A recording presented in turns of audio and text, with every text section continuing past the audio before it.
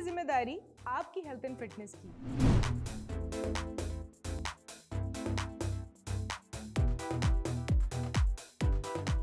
हम रखेंगे आपको हेल्दी एंड फिट, तो देखते रहिए health and happiness with doctor Rabira, सिर्फ हेलो डॉक्टर पर। अस्सलाम वालेकुम, मैं हूं आपकी होस्ट डॉक्टर रबीरा बाबर और आज हम डिस्कस करने जा रहे हैं डिप्रेशन को। जैसा कि आप सब जानते हैं कि आजकल डिप्रेशन के बहुत सारे पेशेंट्स होते हैं और पाकिस्तान में तो इसको इस हद तक अहमियत ही नहीं दी जाती कि हम इसकी ट्रीटमेंट या जानकारी की तरफ आएँ कि ये क्या है, ये किस तरह से ट्रीट हो सकता है। तो डिप्रेशन को डिस्कस करने के लिए हमारे साथ मौजूद हैं clinical psychologist Akasha. Thank you so much Akasha, आपका हमारे शो पर आने के लिए बहुत बहुत शुक्रिया। आकाशा 2018 से क्लिनिकल साइकोलॉजिस्ट के तौर पर काम कर रही हैं और ये बहुत सारे एंजाइटी और डिप्रेशन के पेशेंट्स को ट्रीट कर चुकी हैं। इसलिए आज हम इनसे डिस्कस करेंगे कि डिप्रेशन है क्या और इसको हम किस तरह से ठीक कर सकते हैं।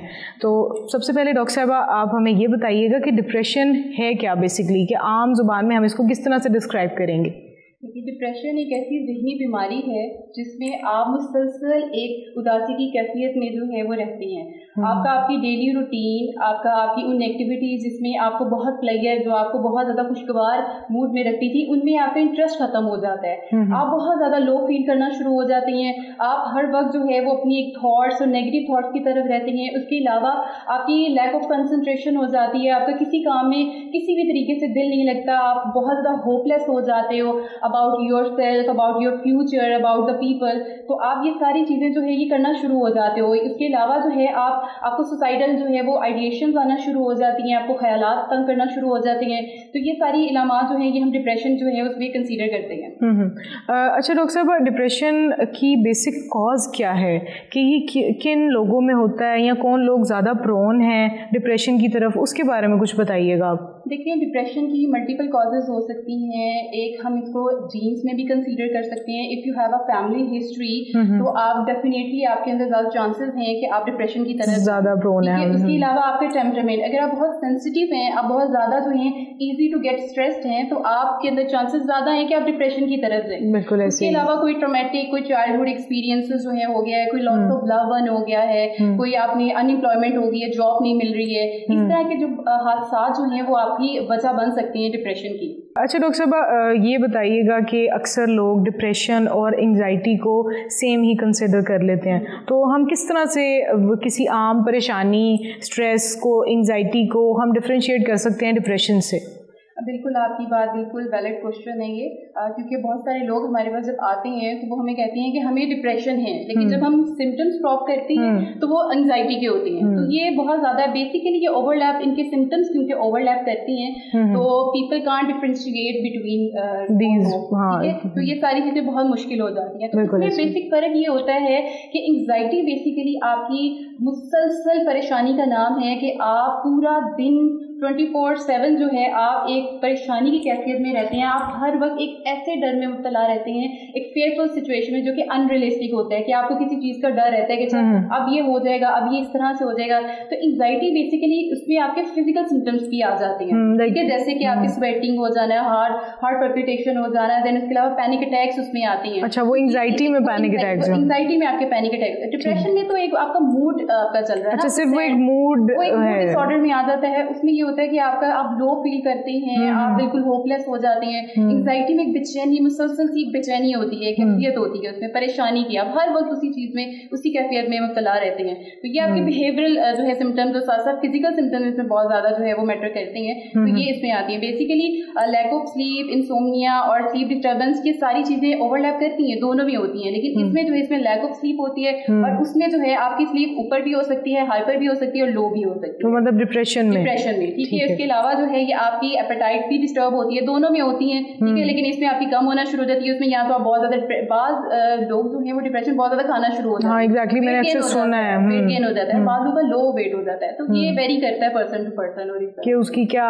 कंडीशन है या सिवियरिटी है। अच्छा, ये क्या डिप्रेशन की कोई स्टेजेस भी होती हैं कि आप अभी माइल्ड है, स्वेयर है या फिर आप कॉन्स्टेंटली एक ही फेज में रहते हैं एंड यू वेंट टू? बिल्कुल फेजेस होती हैं, माइल्ड, मॉडरेट, स्वेयर, ठीक है, ये सारी होती हैं। तो वो बेसिकली हम उसकी एक फॉर्मल और इनफॉर्मल जो है असेसमेंट करते हैं। तो उसके थ्रू जो है हम ये आइडेंटिफाई करते हैं कि पेशेंट को किस फेज में जो है वो पेशेंट इस टाइम जो है वो है और किस कैफियत में जो है वो चल रहा है, फिर उसके हिसाब से जो है हम ट्रीटमेंट प्लान इनको देते हैं।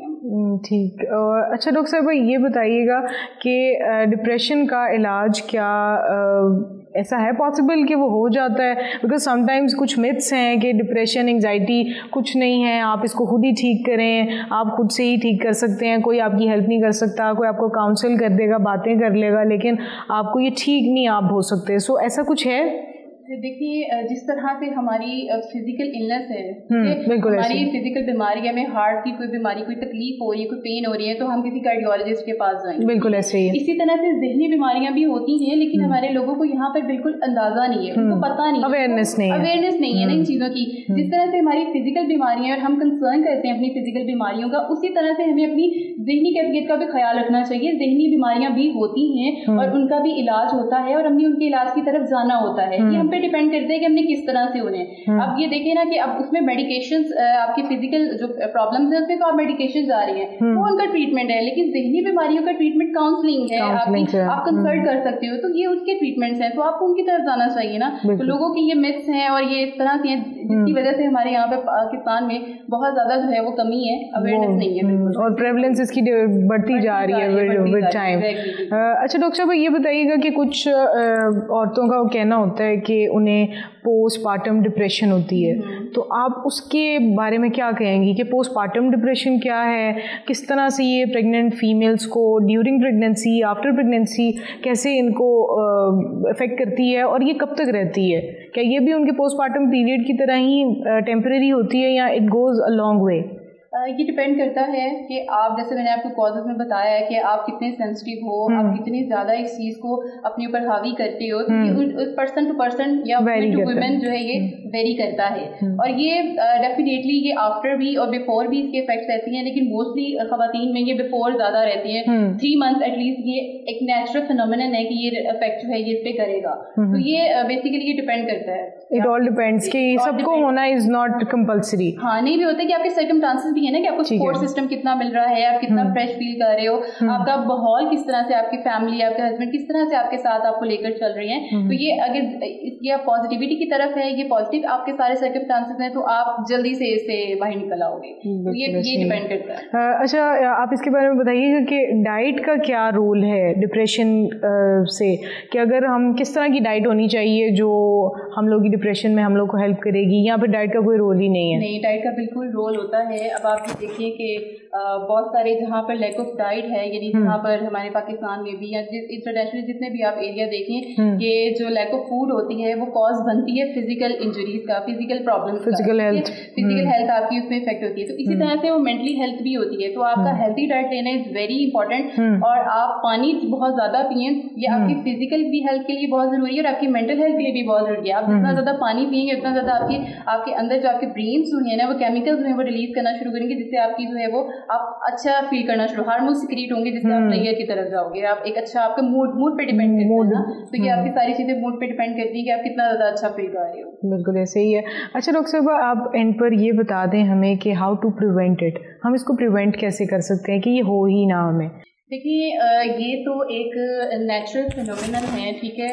अगर मैं ये बात करूं कि स्ट्रेस नहीं हो सकता तो ये बात गलत होगी। बिल्कुल ऐसे ही है। सबको होता है, everybody is experiencing stress in their life, ठीक है। आप भी करती हैं, मैं भी करती हूँ, मैं साइकोलॉजिस्ट हूँ, तो ऐसा नहीं है कि मैं नहीं करती है, मुझे नहीं होता, ठीक है। लेकिन डिपेंड क्या करता है, इसमें होता क्या है कि अगर आप बहुत ज्यादा इसकी ड्यूरेशन आगे चली गई है, या आपके बहुत सारे एरियाज, आपकी personal, professional, social, every aspect of your life जो है वो डिस्टर्ब हो रहा है, फिर इसको आप कंसीडर करते हो, फिर आप कंसीडर करोगे कि आपको डिप्रेशन है और आपको किसी साइकोलॉजिकल जो है वो प्रॉब्लम की तरफ आप जा रहे हो, तो आपको कहीं कंसल्ट करना चाहिए, देन हम इस चीज़ को करेंगे। तो स्ट्रेस तो अदरवाइज मतलब होगा ये सबको, लेकिन आपको मतलब anyhow you have to just make it clear, आपको प्रॉपर कंसल्ट करना चाहिए। Thank you so much Akasha, आपने बहुत बहुत अच्छा डिटेल से हमें बताया है कि व्हाट इज़ डिप्रेशन और हमें कब प्रॉपर कंसल्टेशन की तरफ जाना चाहिए। मेरा ख्याल है कि इस वीडियो को देखने के बाद अगर आप में से किसी को भी इस तरह के कोई सिम्टम्स आते हैं या जो भी डॉक्टर साहिबा ने बताए हैं, तो आपको उसी वक्त अब प्रॉपर कंसल्टेंट को कंसल्ट करना चाहिए। अगर आप किसी को कंसल्ट नहीं कर पा रहे हैं तो हेलो डॉक्टर की एप्लीकेशन पर 24/7 डॉक्टर्स मौजूद हैं, आप यहाँ से भी साइकोलॉजी के सेशंस ले सकते हैं। उम्मीद रखती हूँ कि आपको बहुत फ़ायदा हुआ होगा इस वीडियो से और आपको आपकी मालूमात में भी बहुत इजाफा हुआ होगा। मैं अगले प्रोग्राम में एक नए टॉपिक के साथ हाजिर होंगी, तब तक के लिए अल्लाह निगहबान।